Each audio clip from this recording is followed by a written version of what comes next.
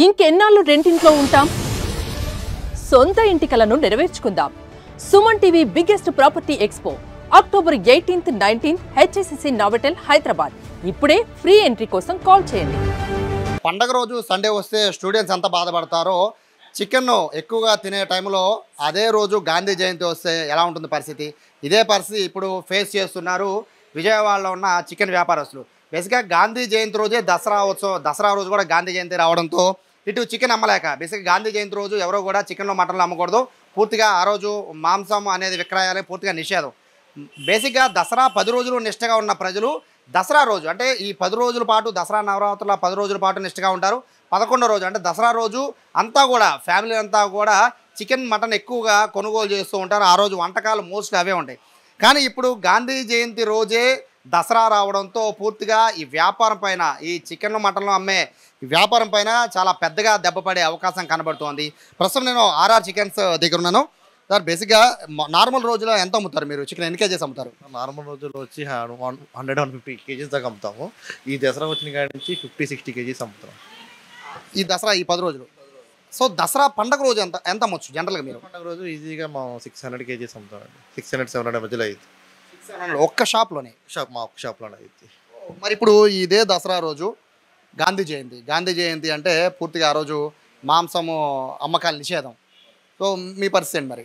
ఈ 10 రోజు నుంచి సేల్ దసరా రోజు బాగుంటుంది అనుకున్నా, కానీ గాంధీ జయంతి వచ్చింది. మరి ఏం చేయాలో తెలియట్లేదు. మరి కూడా చాలా ఇదిగా అయిపోయింది.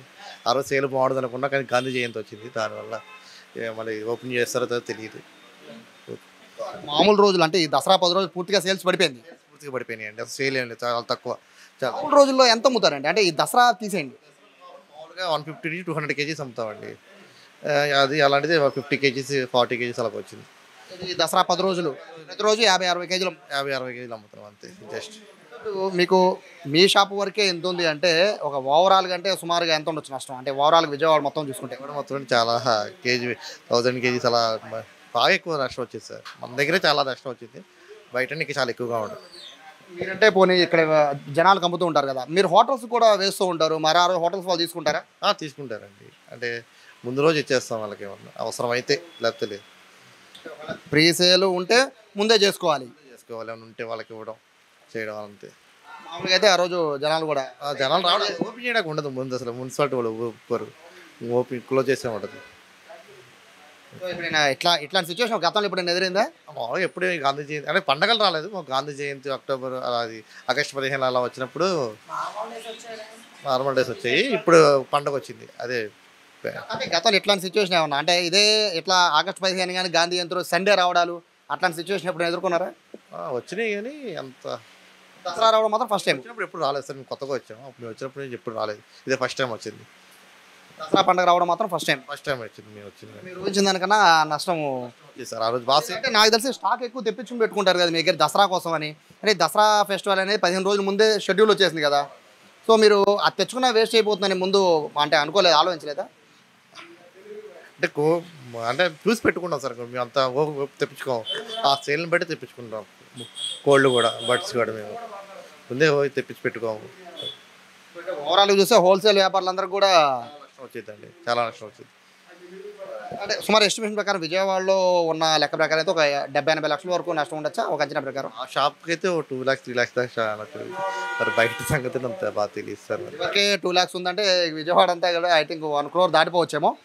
ఇది మొత్తము చూసుకుంటే గాంధీ జయంతి రోజే దసరా రావడం, దసరా రోజు అందరూ కూడా ఇంట్లో చికెన్ మటన్తో ఆ రోజు ఫ్యామిలీతో గడుపుదాం అనుకుంటే ఈసారి గాంధీ జయంతి రావడంతో ఈ 10 రోజుల పాటు ఏ విధంగా వెజ్ తినారో అదే రోజు కూడా వెజ్ తినే పరిస్థితి వచ్చింది. ప్రస్తుతానికి అయితే ఆర్ఆర్ చికెన్ లాంటి ఇటువంటి షాప్లోనే ఆ ఒక్కరోజు 2 లక్షల నష్టం వచ్చిందంటే విజయవాడ వ్యాప్తంగా ₹1 పైన నష్టం ఉన్నట్టుగా కూడా చెప్తున్నారు.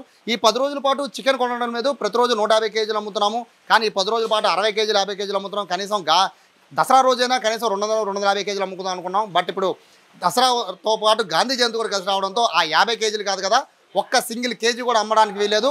మున్సిపాలిటీ వాళ్ళు షాప్ క్లోజ్ చేసేయమంటారు కాబట్టి చాలా నష్టపోయాయని చెప్పి చికెన్ షాప్ నిర్వాహకులు చెప్తున్నారు. కెమెరా పర్సన్ కృష్ణతో సాయి, సుమన్ టీవీ, విజయవాడ నుంచి.